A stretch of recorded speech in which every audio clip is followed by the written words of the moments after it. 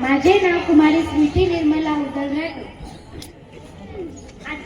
आजच्या कार्यक्रमाचे अध्यक्ष, गुरुजन वर्ग आणि माझ्या मित्रमैत्रिणींनो, आज मी संत गाडगे बाबाबद्दल 2 शब्द सांगणार आहे. संत गाडगे बाबा हे महाराष्ट्रातील एक महान संत आणि समाज सुधारक होते.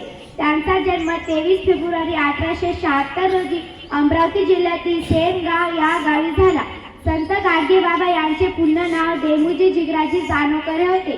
त्यांच्या वडिलाचे नाव जिगराजी तर आईचे नाव सखुबाई होते. लहान वयात पितृछत्र हरवल्याने संत गाडगे बाबा मामाच्या शनाखाली राहिले.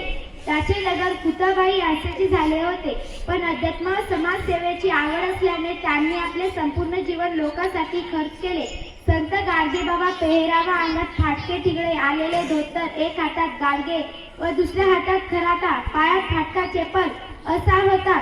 दया शिक्षा देते देवाची वस्ती असे तुकाराम महाराजांनी म्हटले आहे. तशी शिकवण गाडगे बाबा लोकांना घ्यायचे.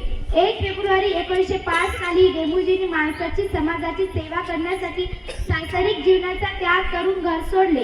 पंढरपूर विरायला जाण्यासाठी दलिताचे खूपच हाल होते.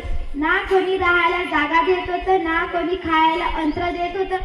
यामुळे संत गाडगे बाबा 1917 साली पंढरपूर इथे चोखामेला धर्मशाळा सुरू केली.